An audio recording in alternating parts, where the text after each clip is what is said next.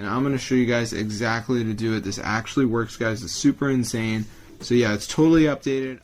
Hey guys, so do you play the game WGT Golf on iPhone or Android devices? It doesn't matter. Well, today I'm going to show you guys how to play a modded version of the WGT Golf for iPhone and Android, guys. So this will make you rich. So I'm going to show you guys how to download it onto your device. So as you can see, we got the mod button right here. We can turn on unlimited credits. So let me just turn that on, and they should start going up, guys. So let's see what happens to our WGT Golf account. Will we find a rise, or will we see no change? I don't know, guys, but we're about to find out. So let's see what happens to our Oh, it's working! Look at that! So I'm going to show you guys how to download this modded version of the WGT Golf for iOS and Android. So yeah, it's super cool, guys.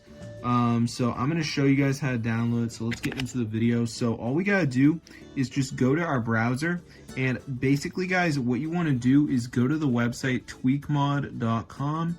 And now we're going to go on the search bar and type in WGT Golf, and then we're going to find the mod, press install.